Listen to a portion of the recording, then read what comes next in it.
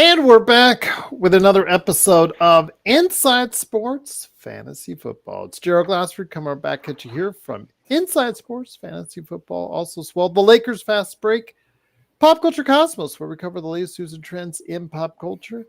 Twice a week, wherever you get your podcasts. We're on all those great channels. Plus, for a special time, we're going to be gone right now for Lakers Corner and Clutch Talk, those sports-related channels. Want to say a big hello right there for you. Inside Sports Fantasy Football.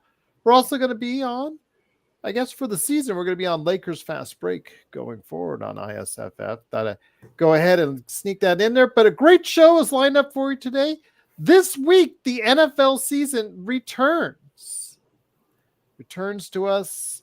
Football fans rejoice because it is the NFL season starting this week. But there are just a few days left as of this recording to go ahead and sneak in one final draft. We had our draft last week as far as Yahoo. No, Joe Soro himself has had his draft as well. So I'll talk to the Dart. Did you just call me a hoe? No, I didn't. I meant Joe Soro. Oh. I guess Joe Soro had his draft. No, I wouldn't call you a hoe. So there you go.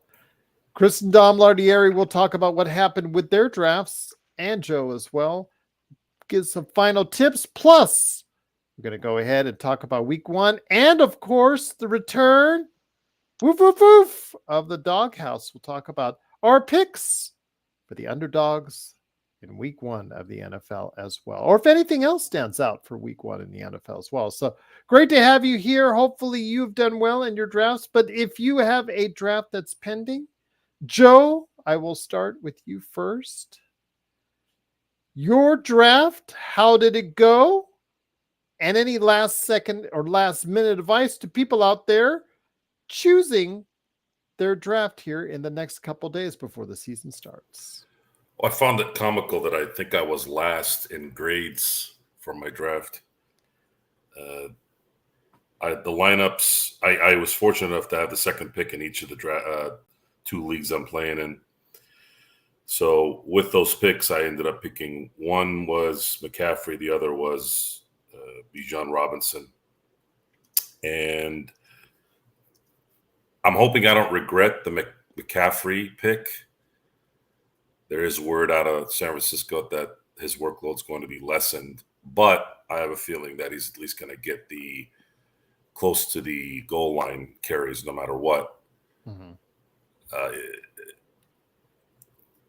We're gonna find out if the running back that's been playing for a while is going to finally hit the wall. Running backs tend to hit the wall rather quickly, and I'm hoping that McCaffrey can win me another one, because the last time I had McCaffrey, I ended up going 14-1 in my NFL.com league. And the only reason why I lost that one game was Mahomes' throw to Kelsey in the end zone, because I had Mahomes and Kelsey that year as well. That was the year Mahomes started his first season.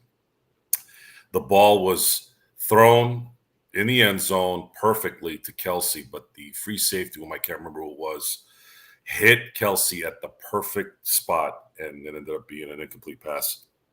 Had Kelsey made that catch, I would have gone 15-0 that year. Fair enough. Absolutely. So with that, your last second advice, though. I mean, there are still people who have yet and to this play. This wasn't a hand league. This is a 12-man league. Yeah. People cared. People are good. And it was rather very interesting. It was the best year I ever had, obviously. And I was in the championship game in my other league. And usually I do pretty well when I have the MVP of the league playing quarterback. I seem to win. I seem to win when I have the MVP at quarterback, which some have said that Jordan Love might be a candidate for that, and I have drafted Jordan Love in one of my leagues as well. Very smart, as have I. Very sound advice right there for you. Once again, it is Inside Sports Fantasy Football. I'm not just talking to three black boxes. They are Joe Soro from Simblades, SimbladesWithY.com, and also LakersBall.com. Also, as well, is the tag team Lardieri, better known as the guys behind Dom-ination, Sports Nation. I will go with the younger audience member first, as far as that, the younger panelists first. It is, of course, Dominic Lardieri. And Dom, I'm going to supersede you over Dad first because it's been a while since you've been on. Hopefully, you've had a good and productive summer, my friend. I know that you're back in school, and I appreciate you joining us here today. So I ask you, my friend, your final thoughts on what may be a very, very interesting draft for those in the final days, really outside of JJ McCarthy and a couple other injuries. There's really not too much worry on the injury front, but you see people going all over the place on who should be at the top of everyone's draft for those that are drafting here in the next couple days.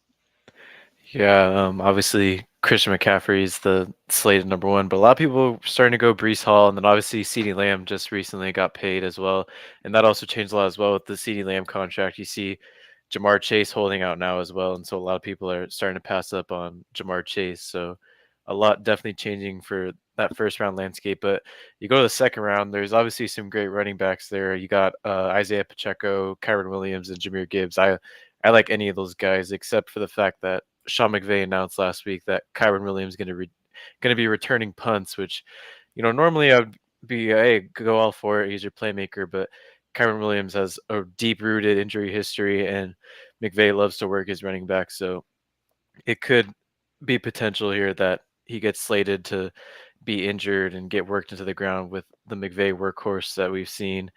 But I don't know. I also like Blake Corum a lot as well. The Rams drafted him in this past draft, so maybe I'm being a little biased because I want to see him have a good rookie year. I am very nervous, Dom, right now about Jamar Chase because I have him in our Yahoo League, and I am very nervous. He might just be taking a couple days off. Yeah, I know, but you and I know what it's all about. It's all about money. It's all about repositioning himself at the top of the wide receiver list.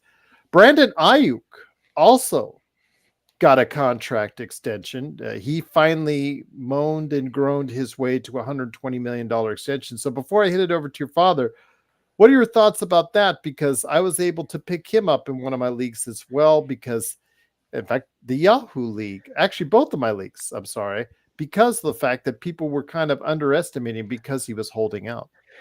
Yeah, his ADP definitely is going to fly up now with that, but also Debo Samuel is definitely going to fall back as well because a lot of people thought that Ayuk would try and hold out beginning of the season and Debo would be the slated number one for him, but I still would take Ayuk over Debo. I think that's a safer option.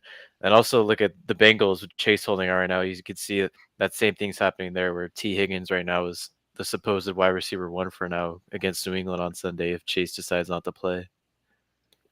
Also here today, good man indeed. He is the other half of the Dom-ination Sports Nation tag team. It is Chris Lardieri. Chris, great to have you here, my friend. Asking you real quick on your thoughts. Again, the final days for the draft. We always cover it each and every year, how to prepare for your draft. I know that there's people, whether it's you're in your fourth or fifth league already, and you're about want to just do one more to get your fantasy football fix in because you're an addict, or if you're a casual player, just saying, you know what, think I'm ready to go ahead and take the plunge and see if I can go ahead in for my first time, or just going to go ahead and do it this year. Your thoughts as we head into the final days of summer before the NFL season begins. It's great to be back, Gerald. Thank you. We actually have our large money league draft tomorrow night. Dom and I am looking forward to it. Not only did we do our Yahoo one last Thursday, but I got to play a chaperone of sorts for Dom's league with his friends at a local restaurant. So to just sit there and look at them all on their phones and stressing out and talking smack back and forth, it was nice to be on the outside looking in. So I will say, when you're not in the heat of it, it's enjoyable to watch a bunch of 16 and 17-year-olds do their fantasy draft. My last minute advice is, like you said, there aren't a lot of injuries. Could the Chase and Ayuk thing kind of cloud the wide receiver landscape? Maybe. I think what we found in the drafts we've done is guys will fall to you. So when you see, say, in the first round, 3 running backs come off the board and someone may go reach for a fourth, sit back, relax, enjoy a good wide receiver just fell to you. And then 2, if you're at the back end of the draft, always look to see what the guy behind you, whether it's 1 or 2 spots, what they do on the turn, because if they start reaching and taking a wide receiver, don't you panic. Like Dom said, there's quality talent in the second round at running back. I think in our drafts, we didn't see a quarterback. Did we even see one, Dom, go in the second round? I think the third was the earliest. I would implore everyone to wait on that unless you really have a strong feeling like on Josh Allen, as Gerald does in our league and Dom does in another. But what we found is the quarterback talent even slid a little further than expected. You could get someone like a Lamar Jackson or an Anthony Richardson later than you might think. So, as they say, let the board come to you. You're going to see people overreact and panic regardless of what type of league you're in. I finished first and second the past 2 years in Yahoo, Chris, with Josh Allen. And you know me, I always go for quarterbacks high.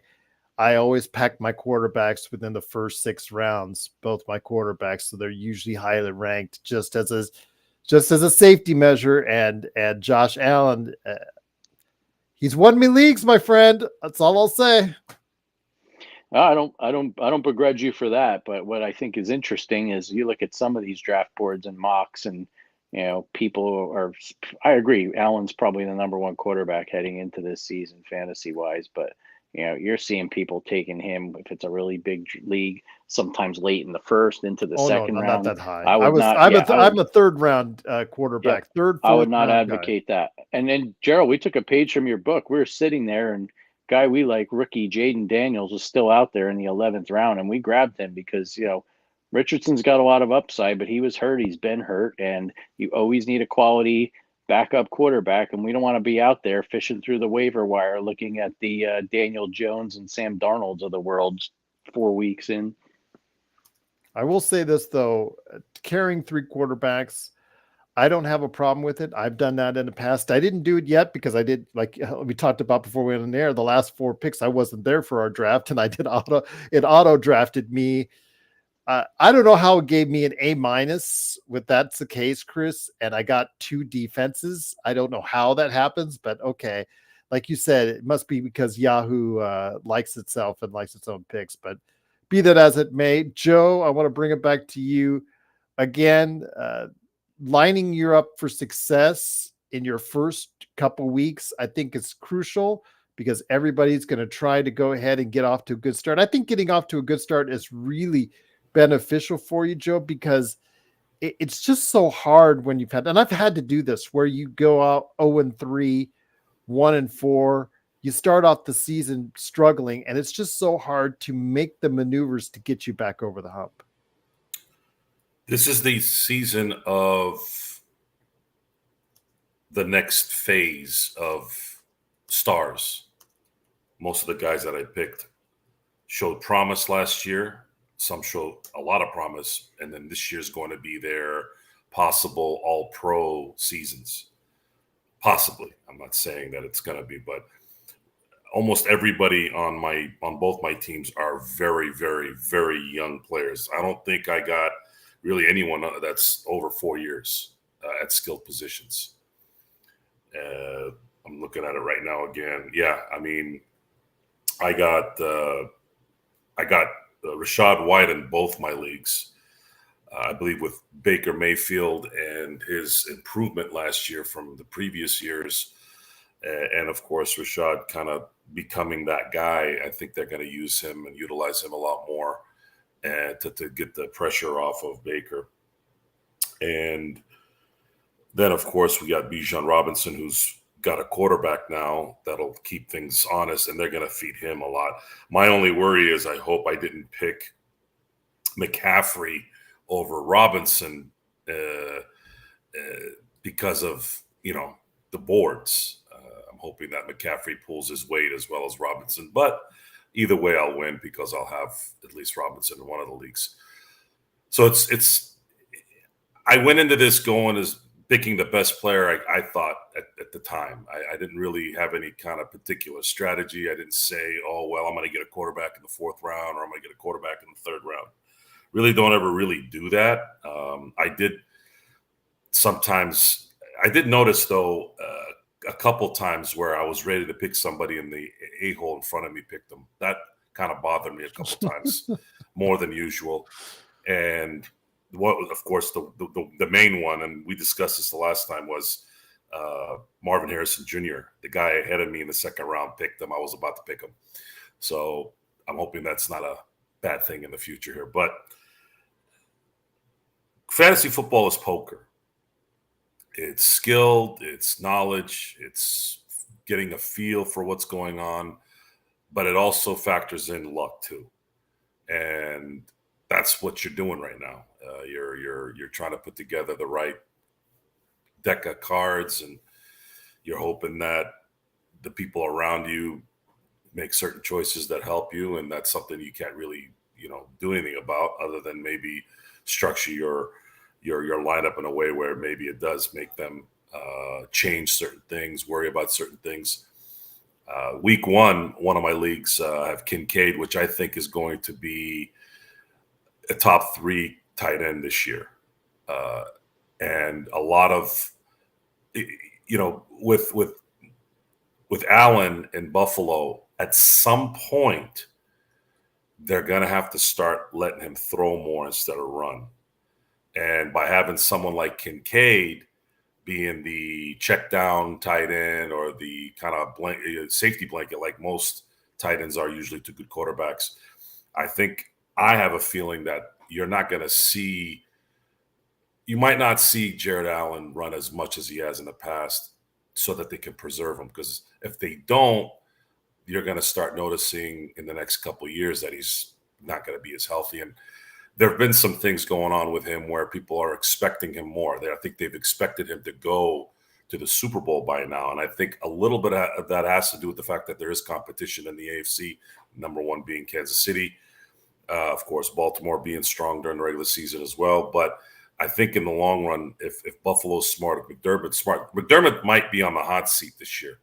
If they don't go to the Super Bowl, there might be I wouldn't be surprised, and this is just my early prediction, that if Buffalo doesn't get to the Super Bowl this year, I am going to say that Ben Johnson will be the new Buffalo Bills coach next year. Well, there you go. And I believe that's what made him – I think that's one of the reasons why Ben Johnson turned down the Washington job, is because I think he knew that he'd have a shot at possibly going somewhere where there is a legitimate franchise quarterback versus possibly going to a team that might have a franchise quarterback in Jaden Daniels, which I actually think might be the best quarterback of this draft class, because this draft class I think is going to be a disaster in terms of the quarterback. Once again, it is Inside Sports Fantasy Football. Joe Soro's here with me. It's Gerald Glassford. Thanks again for watching this. I truly appreciate it. Along with the Lardieris, Chris and Dom. And Dom, before we get into any picks for entertainment purposes only, as we always do before we end the show, wanted to hear your final thoughts on anything going on in week 1 as far as just overall trends that you see heading into this season in regards to fantasy football. We've got some questions coming up. I'll go ahead and hit Chris with next, but your thoughts, Dom, just some general observations before we head into week 1 for fantasy football owners. Well, I'm loving the 10 o'clock games on Sunday. Excuse me. I'll tell you that.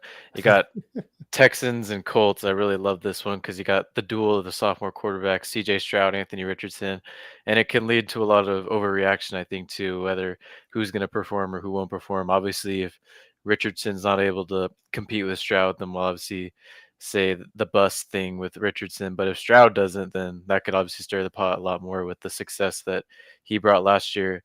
And also Bills Cardinals, kind of a sleeper game. I know a lot of people aren't really seeing this, but the Bills defense significantly got worse in the offseason. The Cardinals still have a really young defense as well.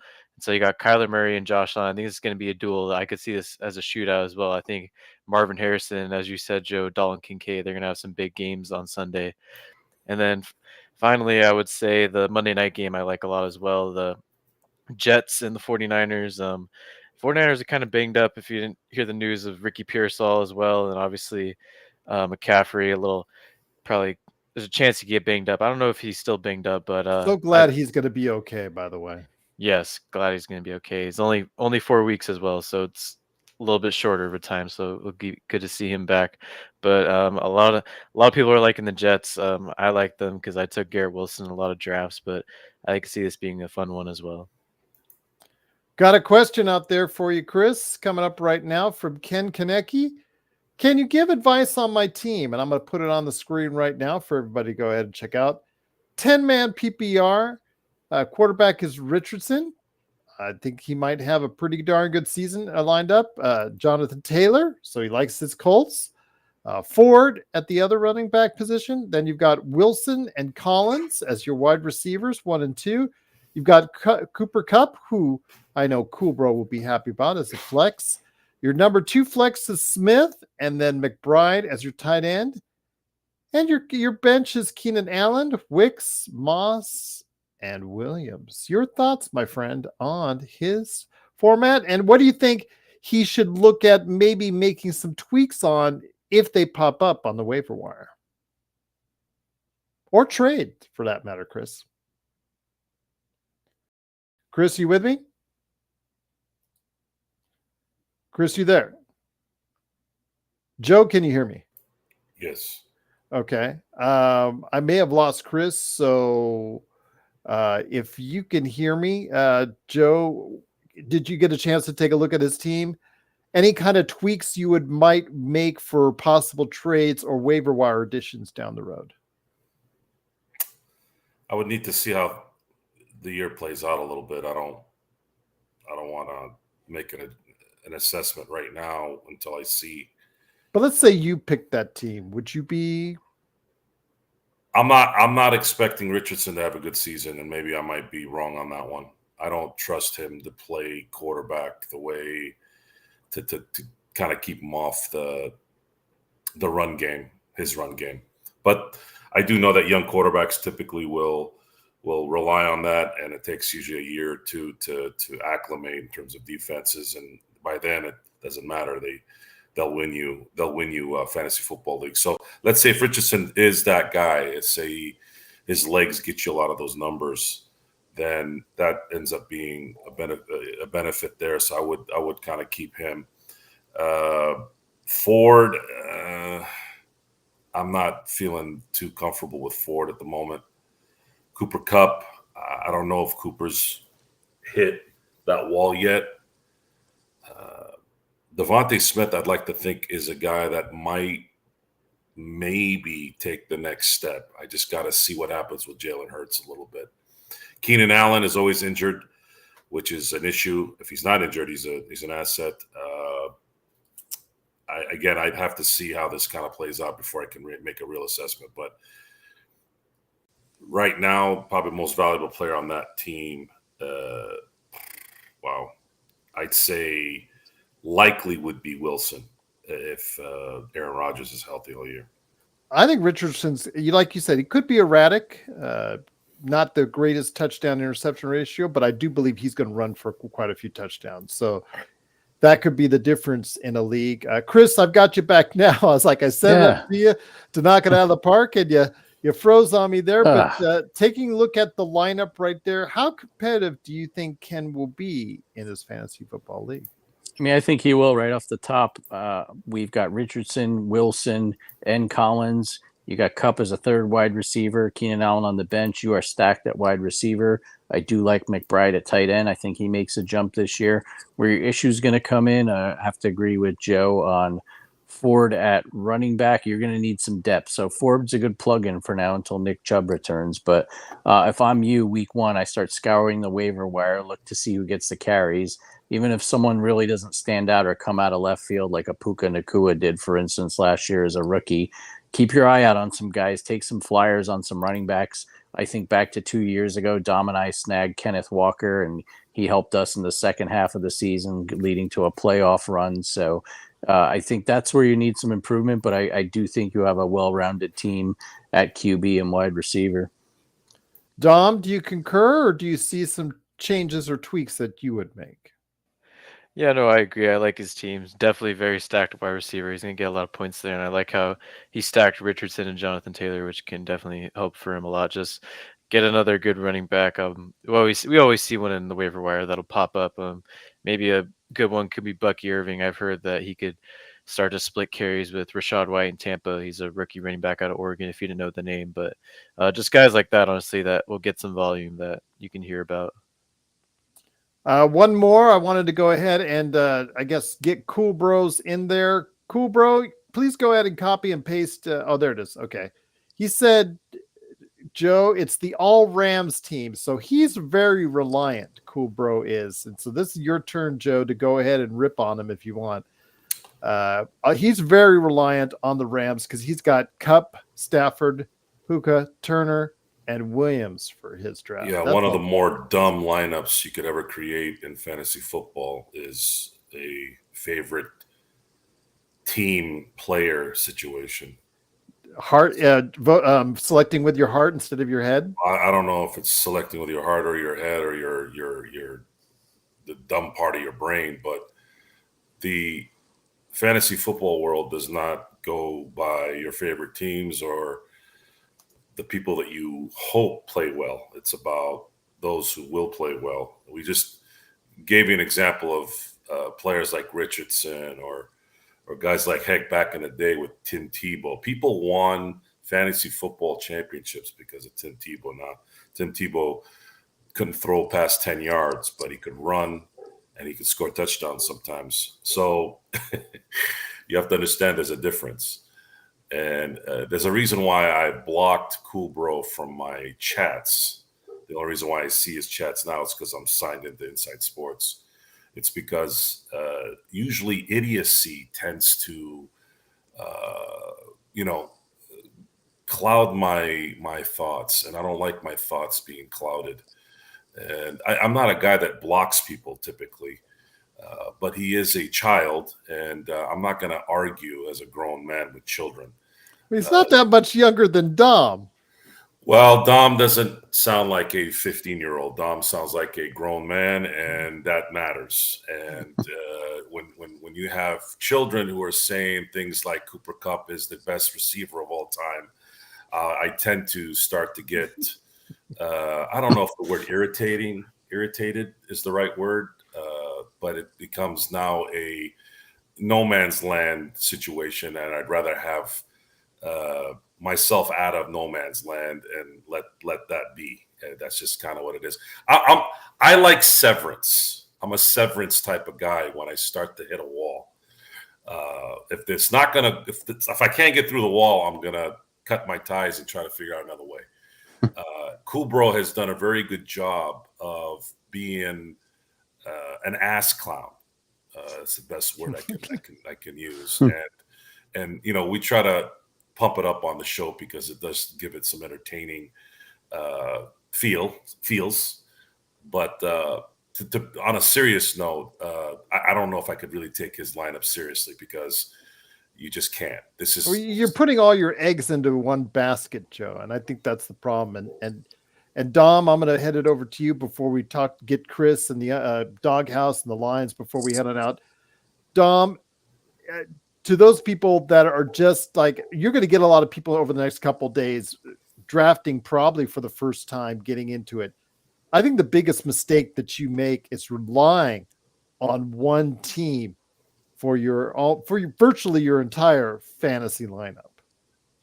Yeah, you could never do it, especially with bye weeks being such a big factor. And I feel like every player this year has a bye week in week 14 or week 12. I really kind of noticed that when drafting. But yeah, no, usually if I'm ever going to do same team, I always like to get a quarterback as number one receiver or running back, and that's all. Just kind of like stack running back and wide receiver duo. But I'm never drafting a whole team like my guy Cool Bro here is going with all his Rams players. But I guess let him have his fun, right? Exactly. But there is the times where, Chris, you want to go ahead and put, let's say, like if you've got an oft injured quarterback that's a star, maybe his backup, you tether to each other, or a running back and his backup, or a main wide receiver and his backup. If they have an injury history, sometimes you draft that way just simply because it's as insurance, but that's just one slot, as opposed to several slots dependent solely on one team's performance. Yeah, exactly. The old school handcuff, as it were. That's perfectly fine. I myself, when I'm going through a draft, I try not to do the quarterback receiver duo. I know once upon a time, Tom Brady and Randy Moss had a great year, and I'm sure People used to swear by it. yeah, I mean, it does not work. I mean, anytime I've tried to do it, say I'm like desperate, there's a bye week, like you mentioned, there's injuries, and I try and do it, it never works out. Never seems to work out, at least for me. But I guess I got the fantasy football hex in that regard. But no, I wouldn't do it. If you're going to do that, then maybe go take a flyer on a daily fantasy game or something. If you think the Rams are going to light someone up on a particular week, but in leagues like we play, absolutely not. Don't do it. Dom and I are, well, long suffering, I guess, is by now Giants fans. And, a team that hasn't won a championship in 12 years makes you long suffering these days, right? But other than Malik Neighbors, I mean, there's maybe one other guy we considered in the later rounds, but if Neighbors wasn't there and I didn't get him, I wasn't going to lose sleep over it just because I don't think he's a number one receiver. I think he's a good guy to stash on the bench and hope he comes through down the stretch as a rookie. But with Daniel Jones as quarterback, I'm not going to be myopic. He's probably going to struggle here at the beginning of the year. So the players, don't do it. I think too, what makes the game fun when the Giants stink, for instance, and Dom and I have a fantasy team that's rolling along and we got a shot at the playoffs,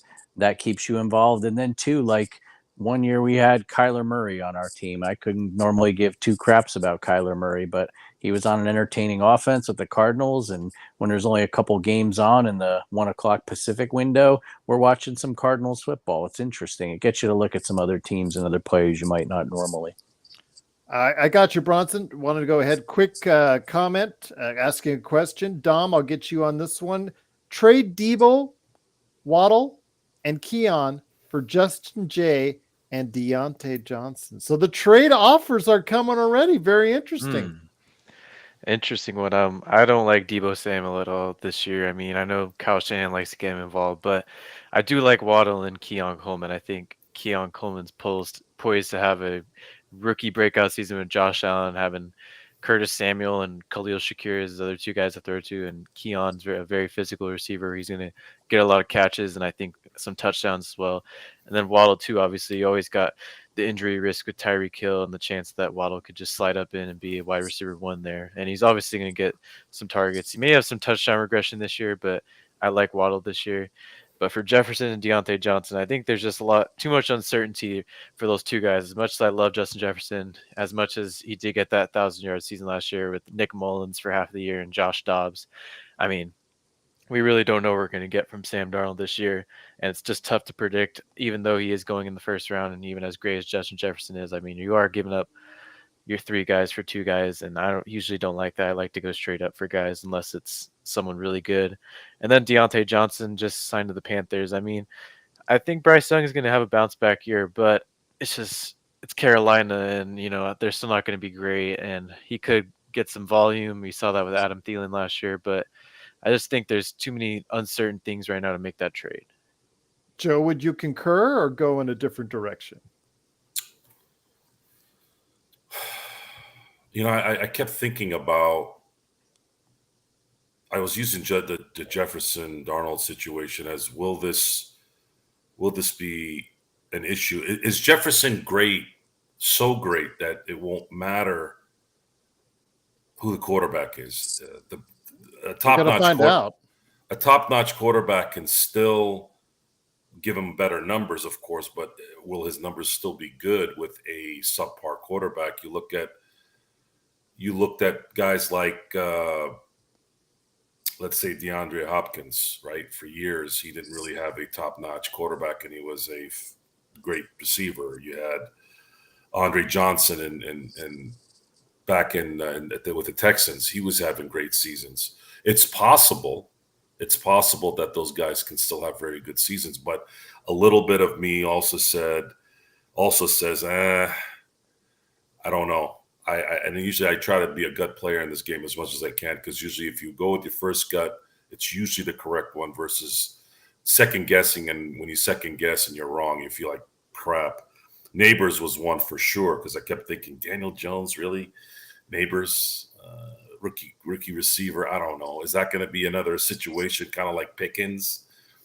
in Pittsburgh, where he just wasn't getting the ball, and the thing with Pickens in Pittsburgh is he doesn't have to be open to get the ball. It's just getting him the ball. He's one of those kind of guys. But go with your gut at that point and be cautious in terms of who you can trust being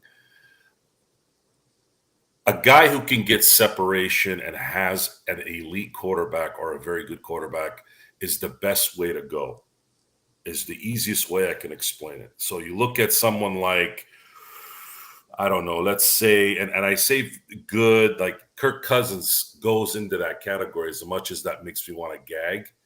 But for some weird reason, that guy just gets you 300 yards and 3 touchdowns regularly. I know it's usually the last 4 minutes of a game when they're getting blown out. But like I said before, this is fantasy football. We don't care about the wins and losses in this game. This is about numbers. So looking at, let's say, someone like Drake London, now he has a quarterback that can actually go vertical. Is he going to be able to kind of have a breakout season? I did draft him thinking that I think there might be something there.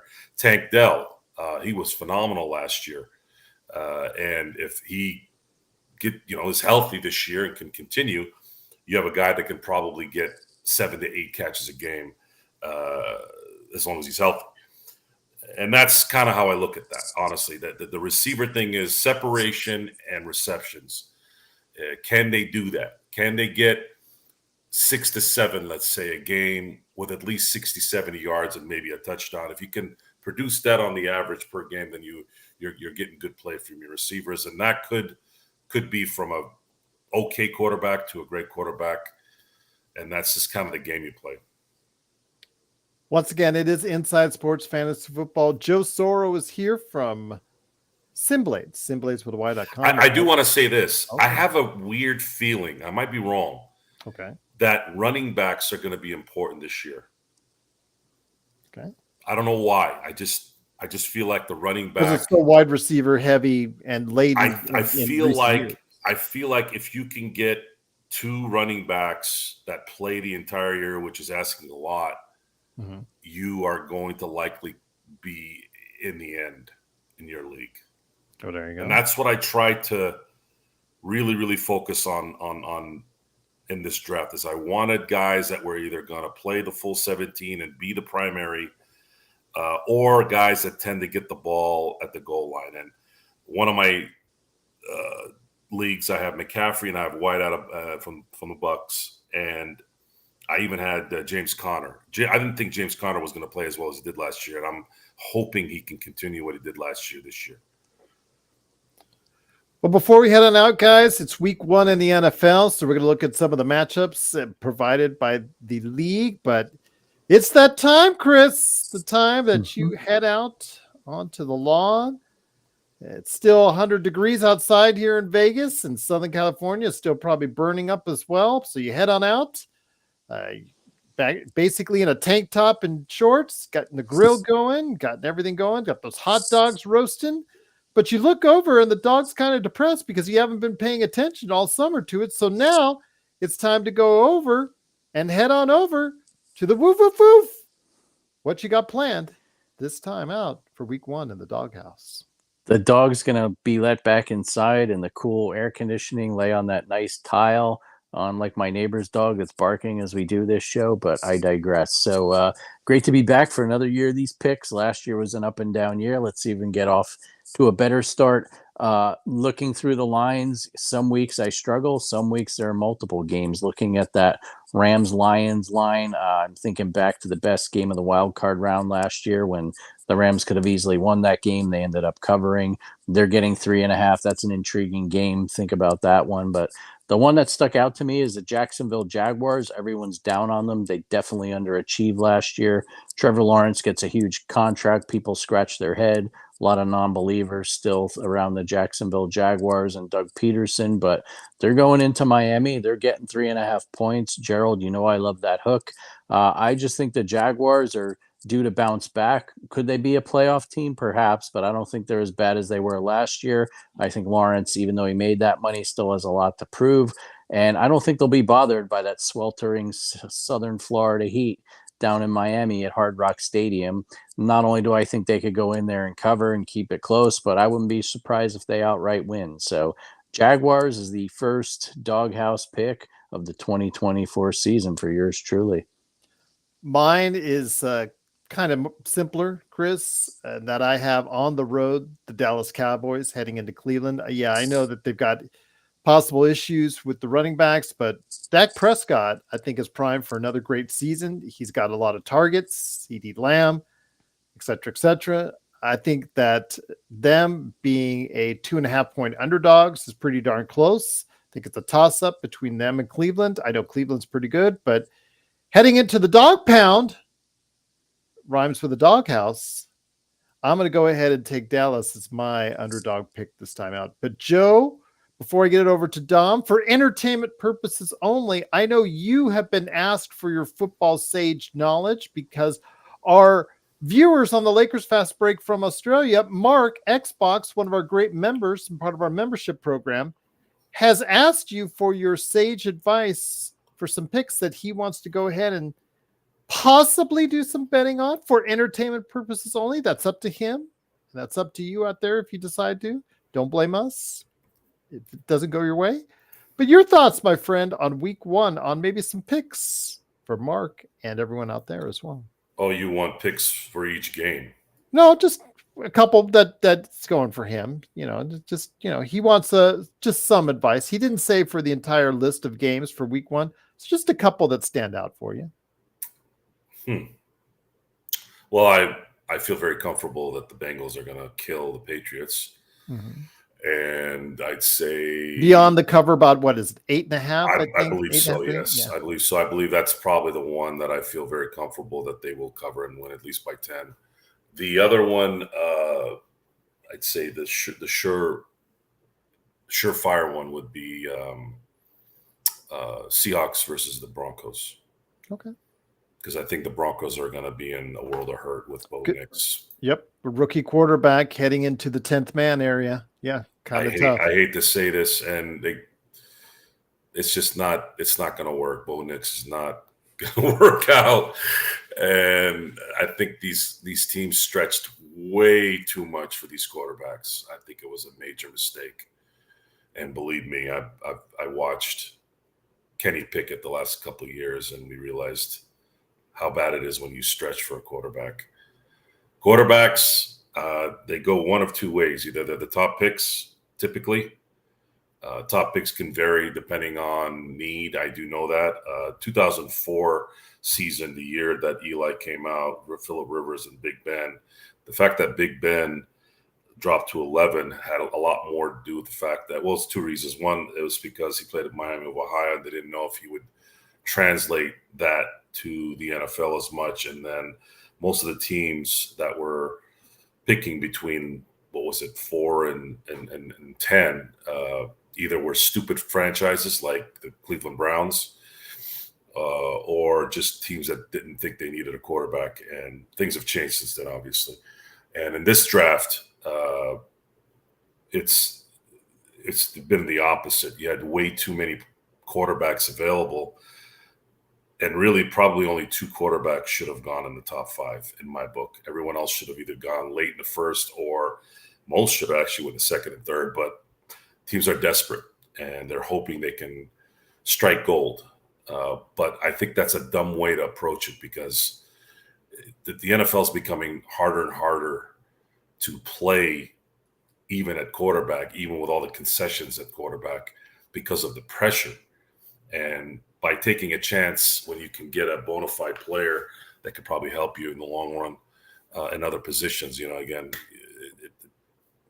you get stuck in that. And Caleb Williams is not one of the guys that I think is going to be on top when it's all said and done. I think Caleb Williams physically has every bit of an elite quarterback's arm, legs, all that. But I think his brain might not take him where he thinks he can go. Dom, I leave the last bit of comments for you, my friend. So before we hand it out, is there entertainment purposes only? Because I make sure that I'm not guiding you towards any type of gambling issues going forward. And because I know that Chris and your mom would probably be that. But Dom, any advice for anything you're leaning on as far as week one, as far as teams are concerned? Oh, week one. Well, I said earlier I thought the Bills Cardinals is going to be a shootout, and you could take advantage of that even more. The Cardinals are 6-point dogs against the Bills. That game can go many different ways. I think it's going to be a fun one, though, as I said earlier. And then I would say, it's tough. There's a lot of great games here, but I'm going to go to the hometown G-Men in New Jersey. I mean, it is basically a pick 'em against the Vikings, but I mean, we all know how injured the Vikings are, and I'm not going to be too biased here, but I don't think Sam Darnold's going to have a lot of fun with Brian Burns, Kayvon Thibodeau, and Dexter Lawrence chasing him all day. So I could see the Giants getting a week one win. I mean, it's being very optimistic because we don't know what we're going to get out of Daniel Jones, but just keep that in mind. Fair enough indeed. Great having you guys on. Don't forget, Chris and Dom Lardieri, they're the guys behind Dom-ination Sports Nation, wherever you get your podcasts. Then, of course, Joe Soro. Not only is he Ox1947 at LakersBall.com, but also the mastermind behind Simblades with a Y.com as well. So, guys, great to have you here. I know Dom had to chat, but any last thoughts, Chris or Joe, before we head on out? No, not really. Week one's here. Yay. Well, week one usually is riddled with, unfortunately, riddled with penalties because the refs like to get their early start in calling every kind of penalty known to man to get things leveled off for the year, and then they don't call any holding penalties in the Super Bowl. So that's usually their MO, which goes to show you, the reason why I try to stay away from the gambling side of things is because that perpetuates all that stuff as well. So there's a principle there. Well, it's just for. I'm not downgrading anybody who gambles, but in my view, the gambling has influenced. Oh, it has. More so than before. There was more direct influence back in the day when guys weren't making as much money. You had guys maybe doing some things, refs. Mm-hmm. But now it's in your face. Now it's,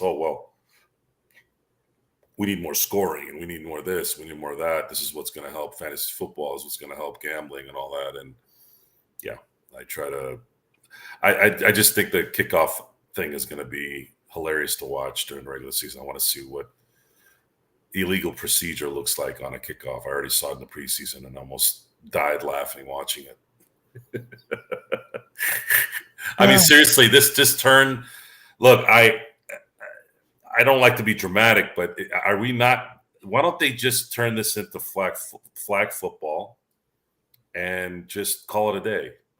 Are people are probably going to still watch? I won't, but seriously, I mean, we're at this point, and I'm wondering when it will be official. At least arena football. They can make it an arena football league, and then because of it's arena football, there's not going to be any defense. Don't really need a running back, and then you can add more seats to the stadium so the pig owners can make more money. That's my last line for the night for football. Chris, any last tidbits before we head on out? Chris, you there? I think he is also. Chris, you there? Chris is actually still.